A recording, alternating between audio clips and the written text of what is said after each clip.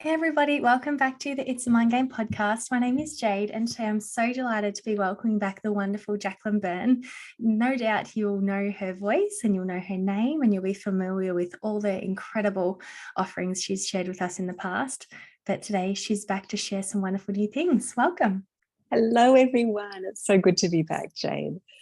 I'm particularly excited about this little episode today because it's a little takeaway from the last episode we did, because we brought up the concept of somatization, which if you correct me at any point, please do, because I know I can't pronounce it no matter how hard I try. But could you describe to us what is it and how does it affect us? Such an interesting concept, and it is a tongue twister for sure.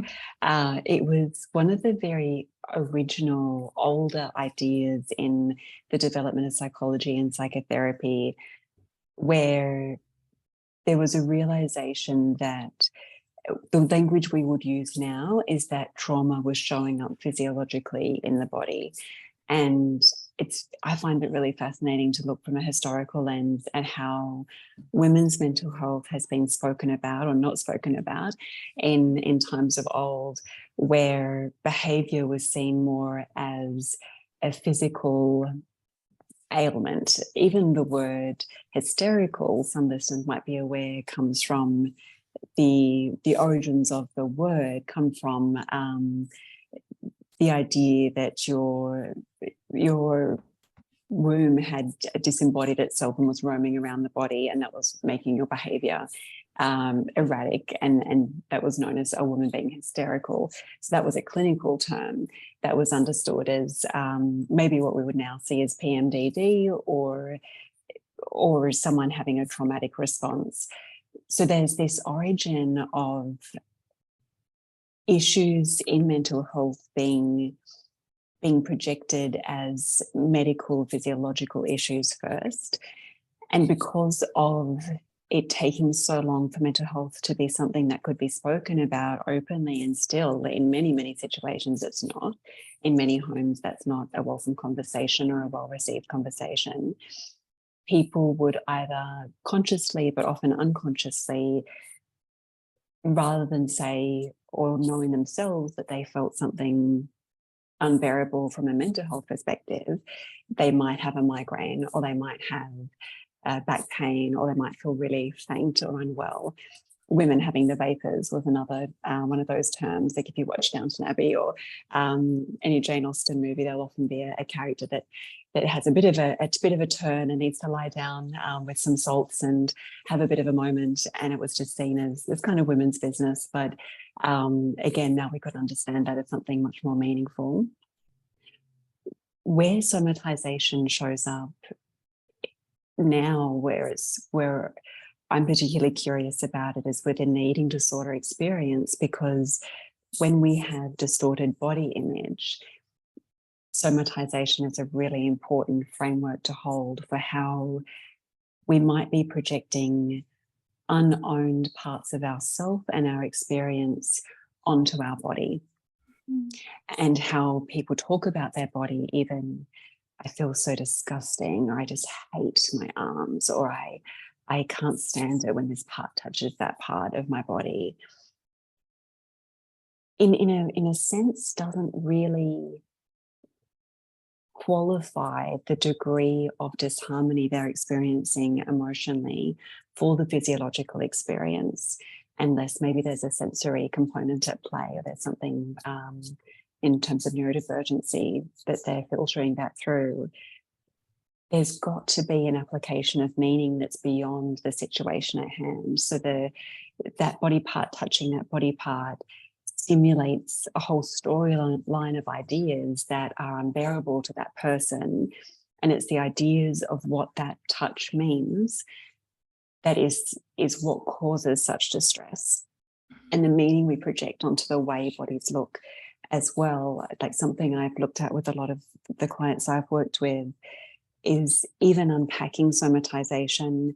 They've noticed, and I just mentioned this in case any listeners might resonate, this incredible hatred maybe for, as they've gone through weight gain, the way their hips look, or the way like cellulite might show up on their body somewhere, or the way that that fold takes shape now on their stomach, on their buttocks.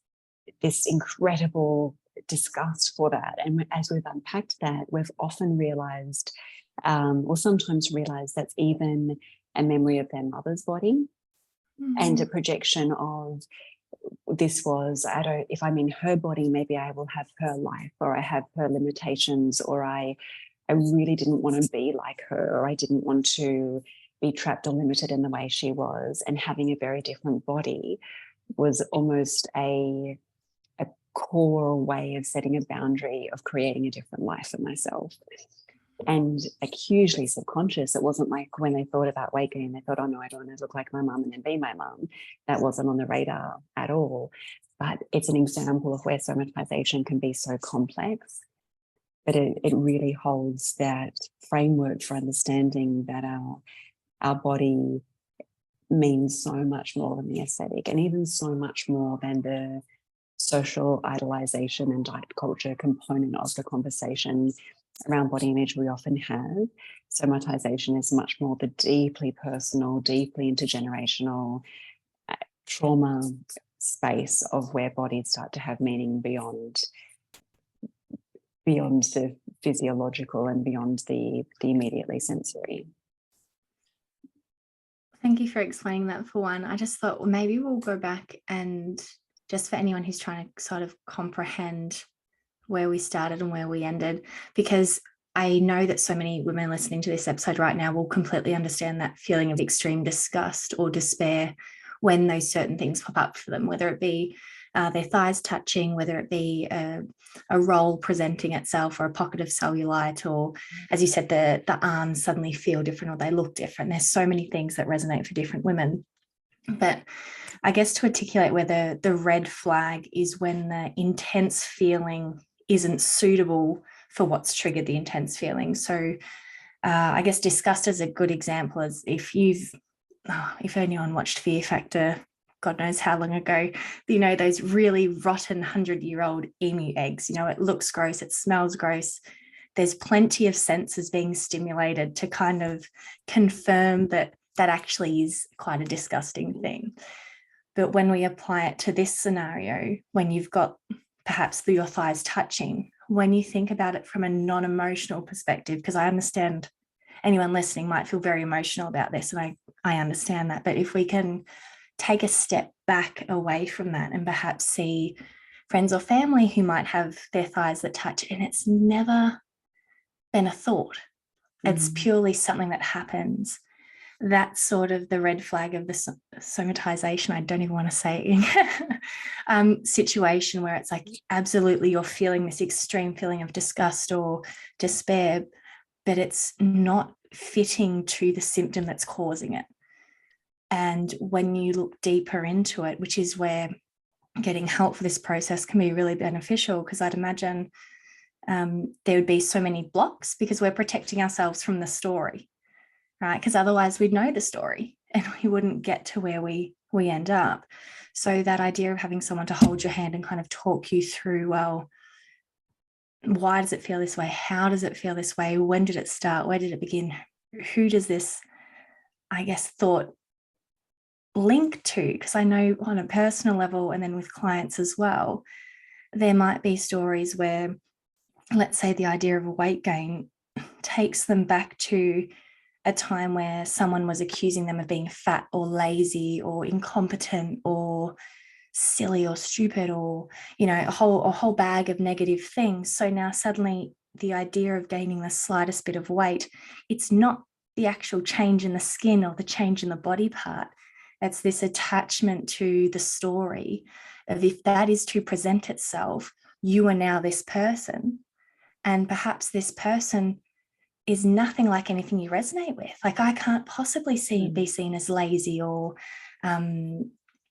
undisciplined or unmotivated or a slob or whatever is attached to it. But I guess on the simplified front, because even though it's really complicated, it's almost like you've got this one thread hanging from the symptom. And as soon as you can actually find the thread and pull on it, you'll have this whole story unravel. That's very beautifully, succinctly represented. I think you hit the nail on the head, where if it's disproportionate to what that same observation might mean for someone else that didn't have an eating disorder history, body image distress history, then there probably is some body projection, some storying going on. And a very apt reference, because I find that so common with people I work with. There's an exile of a past self, especially if they ever felt that they're at a weight which they at the time attributed to a difficult circumstance or difficult feelings, like this is why I'm not wanted, or this is why I'm being judged, or they were objectively told exactly that. Like maybe someone not wanting to be with them, or a comment someone made about, oh, you'd be really attractive if you'd lost some weight. That version of themselves gets compounded in this sense of, once I'm above this certain weight, or there are these symptoms like my thighs touching, or that body part feeling like this and that kind of clothing, I become that other version of me that I don't want to be, and I don't ever want to feel like that again. And people will tell me, like, I hate her. I hate, like, looking at a photo of that part of their life, themselves in that body. They feel real hate for that part. And that's a really powerful realization, that there's such a strong sense of allergy to something that I would argue from a psychological perspective was never about the weight or because of any stance of body size. That may have been objectively true, what people said, or even why someone was bullied, for example. But the feelings that created weren't about body size. That was about self-concept and meaning that we projected on it, and essentially being in agreement with external parties that placed importance on the weight. And do you find with the women that you've worked with that tends to be a common factor when they're healing from their eating disorder, and I'm into the point where perhaps they're free of it, where they can actually look back and go, oh gosh, it was never about my body? Because I feel like that's something popular that I hear, again, on the tail end of it, once you've gone through all the exploring and you've gone through some of the hardships and the good times, that once you have kind of awoken the truth behind these symptoms and the stories that are hiding behind more like keywords, because I think that's where it becomes really tricky, because we are satisfied with the keyword rather than learning the story behind the word. And once we can break down the story, that's when we can start to navigate, well, how true is this story? And was my perception of it accurate in the first place? Because I'm just thinking back to even, things people might say or do when you're a child, and you don't hear it through an adult lens, you hear it through the lens of a child, but you might carry that child perception through your adult life, never knowing that that's not what was meant by it. And that can be really, really common, but it takes time to, I guess, even be receptive to the fact that you might have gotten it wrong, because you might have built a structure around this belief and you feel like that's keeping you safe. So to put yourself in a point where you question it feels really wrong, because it's like, this can't be wrong. And finally, when you can get to that place where you're willing to explore, well, what if it wasn't to mean what I thought it meant, that can also unlock a whole other world for you. 100%, exactly. I'm so glad you captured that child interpretation as well, because it might have been through even going through puberty, pre-puberty changes in the body, and someone making a comment, or maybe, I don't want to, anyone listening that has gone through more targeted, persistent attack of their body as well, it's still relevant in that situation. Like, if you were bullied for your weight, objectively it wasn't a throwaway comment, it was persistent targeted bullying, or a parent that maybe feared weight gain in you and put you onto a diet, or told you, no, you better be careful, you're gaining weight too quickly. Those experiences, as you beautifully said, they're understood through a brain that is working at the level of a 7-year-old or a 9-year-old or an 11-year-old or a 15-year-old doesn't have the capacity, the sophistication to challenge the reality of that statement or perceive the other person's reality, their motivations, their agenda in making those comments. We're much more likely at a younger age to take it on as truth. We do think in more black and white terms when we're younger. And that's often a giveaway when we're in black and white thinking, that we're in a more regressive part of ourselves, as we're thinking like a younger person would think when we're just like thin good, big bad. When it feels like that, that's probably a younger self talking. That's a younger self having that perspective, because we would graduate developmentally past that thinking. Ideally, sort of by the late teens, we start thinking in more complex ways and can critically think more. And we can have that, we can maybe do that brilliantly at a workplace or brilliantly in some parts of our lives. And then it comes to our weight and we're still thinking like our brain is 8 years old or whatever it might be. That's very, very possible. The part of realizing that and being able to bring your adult self to it in a really integrating, accepting, compassionate way, not in a you got it wrong and this is the right way to think about it type of approach, can be very healing, because it allows that feeling to be seen and processed, and there's space to be held for it, but also the possibility there for that meaning to evolve and for something else to become a new and more true meaning of the past and of where you're going forward. Oh, yeah, because it's still validating the initial thought, even if you can turn around and go, oh, perhaps it's not what I perceived it as. As you said, it's not disregarding that. It's still acknowledging that that's what you believe to be true at the time, but also knowing that other truths can evolve from it. And I just love that you brought up the clean cut, yes, no, wrong, right thinking, because that's something that sort of carries through eating disorder recovery or exercise compulsion, because everything is a very clean cut, yes, no, good, bad. And when you start to work your way through recovery, you can start to see the variation in these elements where not training isn't simply not good. Perhaps it's actually really good on a rest day. Perhaps it's really good if you've woken up without energy.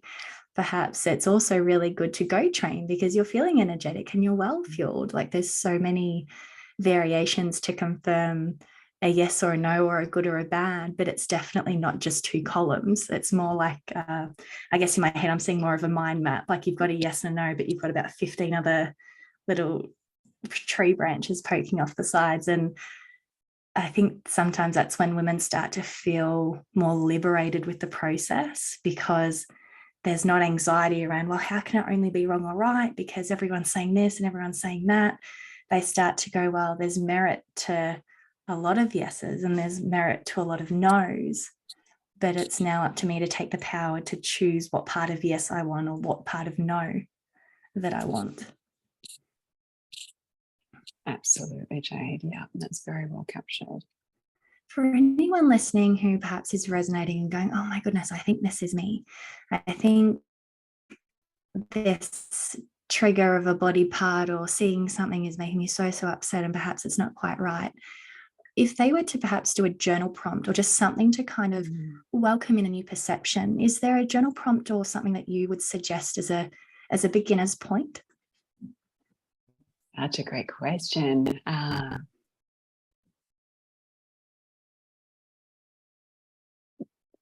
The first one that comes to mind might be something like, what would my body want me to know about this situation? What would my body say back? But sometimes just flipping the perspective can help us access other knowledges that are less practiced in our awareness, because we're so used to having that thought of like, you know, think my thighs. That's a given. But if we ask the question of, well, what would my thighs say back to me? Or throw it to another version of you, like maybe myself in 5 years, what might she say about where I'm at now or this thought that I'm having now? Another angle into that might be reframing the observation with the assumption that there's something to be learnt from it, or there's a healing that's coming up because it's now available. The idea that sometimes when we start to feel more, when more becomes available to us, it's because we're ready to process it and ready to heal from it. So if that was true, what is it about this feeling, even about, say, let's use the thigh example again. What is it about this feeling and belief I have about my thighs that could be, that there might be something for me to learn within, there might be something for me to heal in this? What would that be? And that just helps us start to encompass other perspectives into that really well-worn notion and assumption about that body part.